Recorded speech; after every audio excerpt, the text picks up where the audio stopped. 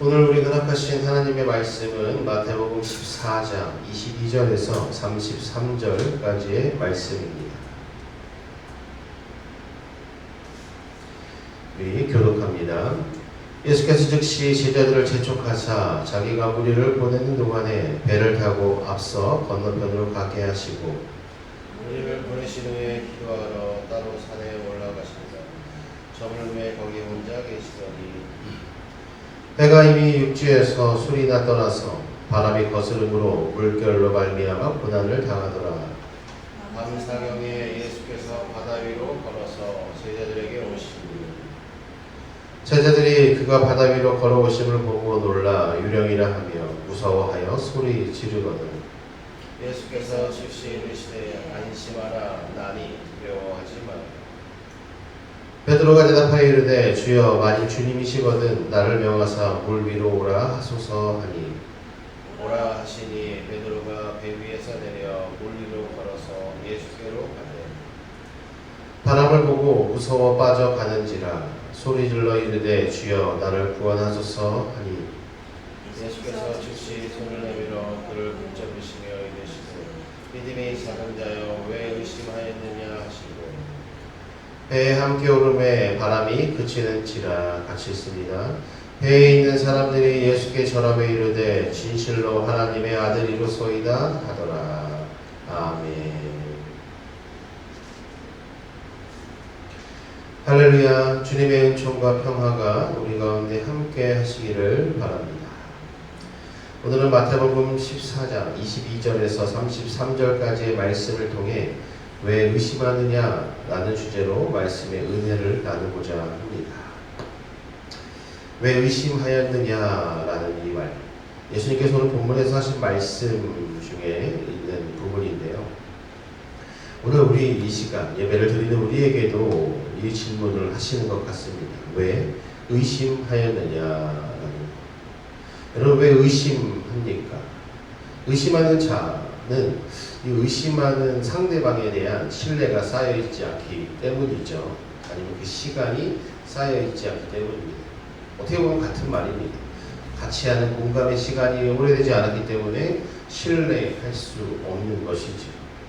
그런데 오늘 사건을 보면은, 오늘 이야기를 보면은 이해가 되지 않는 부분들이 좀 있습니다. 왜냐면은 예수님과 제자들의 시간은 사람의 시간으로 보면 짧은 시간이라고 할 수 있지만 굉장히 그 시간 동안 깊이 있고 또 강렬한 시간이었기 때문이죠. 만약에 내가 예수님을 만났더라면, 내가 이 제자들과 함께하는 사람이었더라면 이렇게까지 신뢰가 없을 수 있을까라는 의문을 가지게 되는 것이죠. 오늘 본문의 사건은 이제 오병이어 사건 직후 일어난 시간대의 일이었습니다. 예수님께서 제자들을 먼저 배로 보내시고 홀로 기도하신 뒤 바다 위를 걸어 그들에게 찾아오신 장면을 전해주는 것이죠. 여기서 시간대가 의미 있는 것은 앞서 예수님께서 행하신 위대한 일을 목도한 후라는 것입니다. 바로 앞에는 제자들과 그 무리들인 예수님께서 오병이어의 기적을 행하신 것, 그리고 또 손 마른 자, 또 죽은 자, 또 많은 아픈 사람들을 고치신 수많은 이적을 눈앞에서 보았던 후라는 것입니다. 그럼에도 불구하고 그들에게 아직 믿음이 생기지 않았다라는 것이죠. 여기서 우리의 삶과 우리의 신앙적인 생각을 좀 접목해 보면은 우리는 다양한 기적과 또 신비로움을 체험하면 그것이 믿음이 된다라고 생각합니다. 신비로운 것을 보면은 저걸 보니까 저 사람 대단해, 그러니까 믿음이 생긴다라는 것이죠. 하지만 오늘 말씀의 본문에 보면은 그렇지 않다라는 것을 가르쳐 주고 있는 것 같습니다. 히브리서 11장 1절에 보면은 믿음의 믿음장이라고 하죠. 믿음은 바라는 것들의 실상이요 보이지 않는 것들의 증거니라는 말씀을 해줍니다. 바라는 것과 보이지 않는 것들의 증거라는 것은 이루어지지 않은 일을 믿음으로 볼 수 있다는 것이죠. 즉 이것은 일어나지 않은 일에 대해 믿어진다라는 것입니다. 어떻게 그럴 수 있겠습니까? 이것은 신뢰에서 비롯되어지기 때문이죠. 제자들이 예수님에 대한 신뢰가 있었다면 그들은 이렇게까지 두려워하지 않았을 것입니다. 폭풍이 있는 배에 타고 있더라도 예수님에 대한 신뢰를 가지고 있었더라면 주님이 도우실 것임을 알았기 때문입니다. 왜 그렇습니까? 앞서 제자들이 경험한 예수님은 5천 명을 먹이시고 그 이상의 사람들을 먹이셨고, 그리고 그 앞서 죽은 자 아니면 아픈 사람들, 손 마른 자, 이런 다양한 아픔을 가지고 있는 사람들을 고치신 것을 본 자들이라는 것이에요. 그렇기 때문에 주님이 이런 풍랑 정도는 자신들을 구원할 수 있는 능력이 있으실 것이다 라는 생각을 가지고 있어야 되는 것이죠. 앞서 행하신 위대한 일들을 보았기에 이 나사렛 예수가 자신들을 구원할 메시아임을 신뢰하고 나에게도 이 구원이 임하실 것이다 라는 믿음을 가지고 있었을 것입니다. 하지만 그렇지 못하였지. 공교롭게도 그들이 만난 풍랑 앞에 주님은 함께 계시지 않았습니다. 주님은 홀로 기도하고 계셨죠. 제자들의 시간과 예수님의 시간이 다르게 흘러가는 것이에요. 23절에 보면은 무리를 보내신 후에 기도하러 따로 산에 올라가시니라 저물매 거기 혼자 계시더니 라고 기록해 주고 있습니다. 예수님께서 제자들을 신뢰하셔서 그들을 따라 보내셨는지는 모르겠습니다. 하지만 주님과 멀어진 그들은 바로 환난을 만나게 됩니다. 그들만의 시간이 펼쳐지는 것이죠. 어떻게 보면 이것은 마치 모세가 하나님께 기도하러 십계명을 받으러 올라간 그 상황과 비슷해 보입니다. 하나님께서 부르신 모세, 강력한 지도자가 잠시 사라지니 그 밑에서 황금소를 만들고 또 하나님을 경멸했던 그 일을 모두 기억하실 것입니다. 마치 그런 상황과 닮아 있지 않습니까? 배는 이미 육지에서 멀리 떨어졌습니다. 아마 제자들은 자신들의 스승인 예수님의 위대한 업적에 대해서 이야기하고 있었겠지요. 예수님께서 이런 위대한 일을 행하셨다. 예수님께서 이런 위대한 일을 통하여서 하나님의 아들일 것이다. 막 이런 추측을 하면서 서로 이야기 나누고 있었을 것입니다.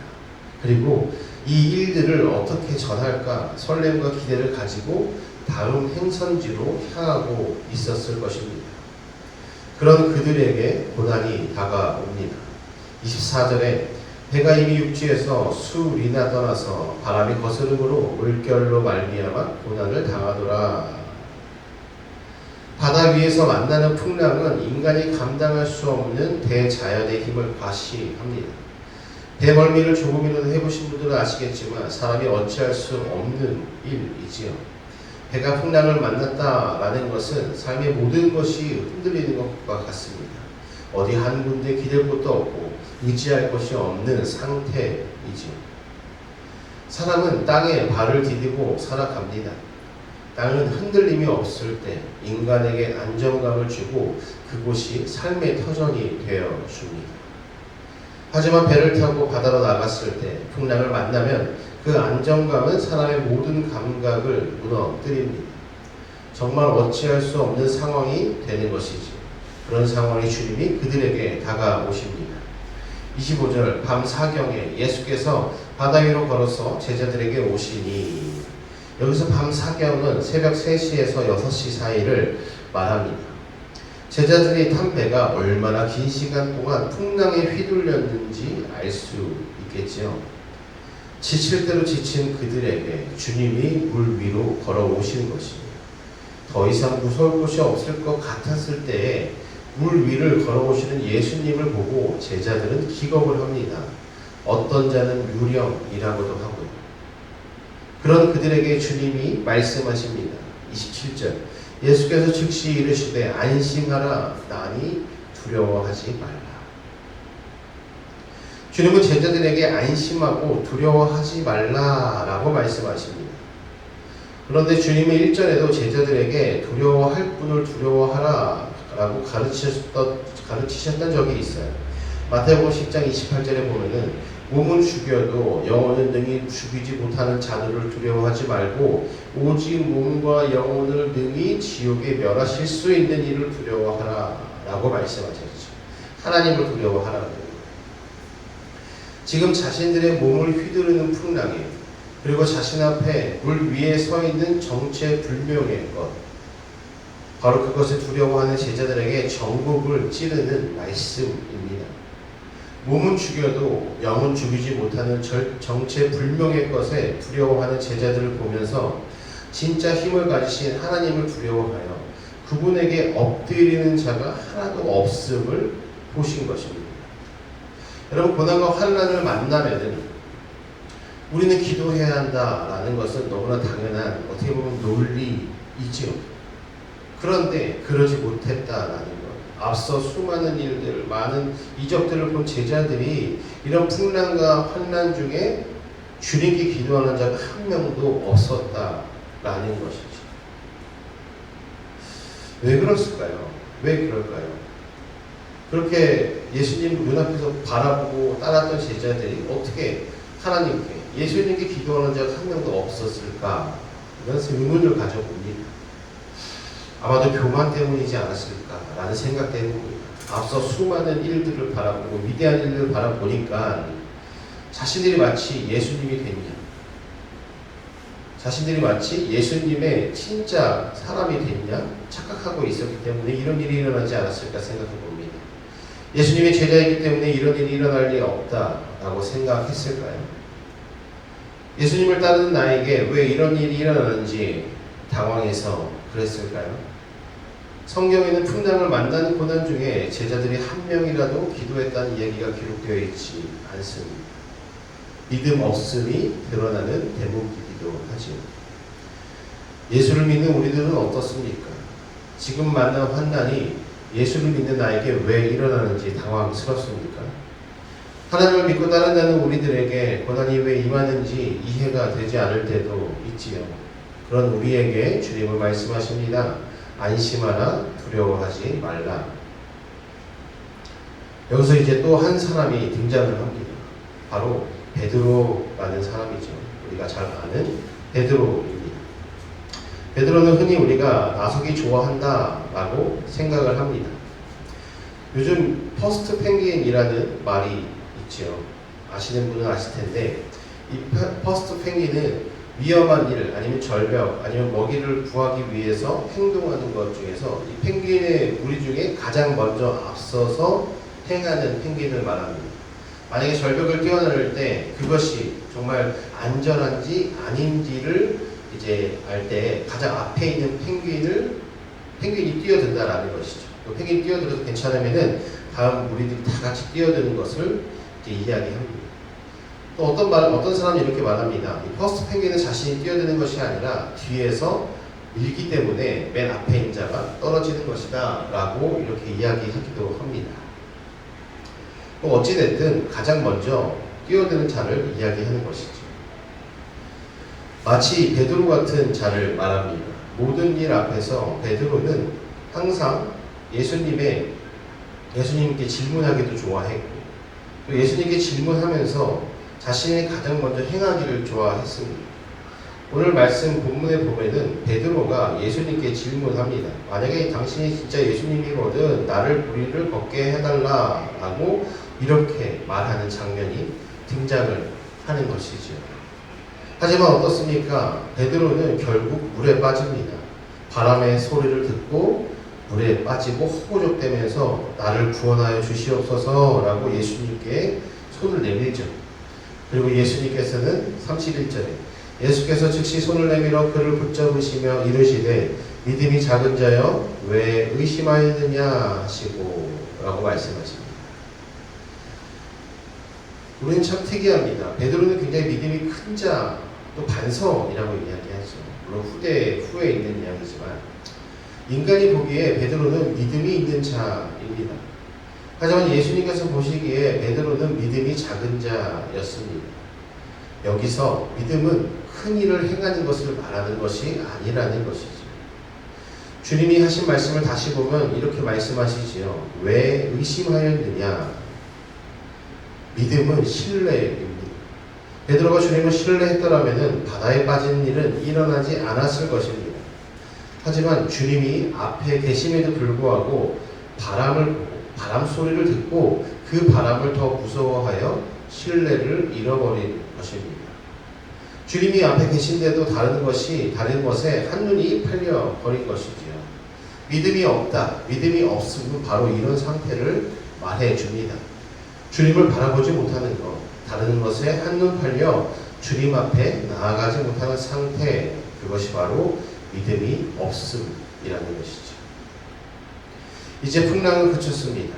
이 일이 있은 후 예수님을 이렇게 고백합니다. 33절에 보니까 배에 있는 사람들이 예수께 전함에 이르되 진실로 하나님의 아들이로소이다 하더라. 자신들이 위험을 겪고 나니 이제 진짜 예수님을 하나님의 아들로 인정하죠. 하지만 예수님께 이러한 인정은 의미가 없습니다. 오늘 본문의 사건은 제자들을 테스트하신, 제자들의 믿음을 한번 확인하기 위해서 일어난 일이죠. 예수님이 하나님의 아들이라는 것을 드러내기 위해서 하신 일이 아니다라는 거예요. 참 사람은 간사합니다. 자신이 겪은 일을 통하여서 상대방을 판단하죠. 예수님께서 하나님의 아들이라는 것은 주님이 이 땅에 오실 때부터 그러했습니다. 그들이 인정하든 인정하지 않든 예수님은 하나님의 아들입니다. 이 일을 겪은 후 그들의 믿음이 성장했을까요? 그것은 정확히 모르겠습니다. 하지만 이후에 일어난 일들을 보면은 믿음이 성장한 것 같아 보이진 않습니다. 결국 그들은 예수님을 배신하고 떠나가기 때문이죠. 그렇지만 다시 주님 앞에 모여 예수님을 전파하는 것을 보면 아무 의미가 없는 일이라 말할 수는 없겠습니다. 결국 예수님께서 부활하시고 승천하시고 이 제자들이, 이러한 일을 겪었던 제자들이 후에 다시 주님의 이름 앞에 모이기 시작하면서 오히려 주님을 더 신뢰하는 그런 모습들을 보였기 때문이죠. 신앙생활이라는 것이 그렇습니다. 때로는 우리가 잘하는 것 같고 우리가 잘 못하는 것 같고, 때로는 내가 믿음이 있는 것 같기도 하다가 믿음이 없는 것 같을 때가 있죠. 그러다 보면은 이런 생각이 들 때가 있습니다. 내가 이해하는 일들이, 내가 하는 봉사, 내가 또 예배하는 것들이, 찬양하는 것들이 의미가 있나? 이런 회의적인 생각에 빠질 때도 있습니다. 신앙생활이 그런 것이죠. 근데 그렇기 때문에 그것이 살아가는 삶이라는 것입니다. 우리 또한 그렇습니다. 때로는 기도하는 시간이, 예배하는 시간이, 수련회나 영성 훈련의 시간이 의미가 없는 것 같고, 이렇게 기도한다고 해서 내 삶이 무엇이 달라지나 회의감이 들 때도 있을 것입니다. 하지만 그 시간들이 쌓여서 주님과 신뢰의 시간이 깊어지는 것이지, 믿음이 싹트는 것이죠.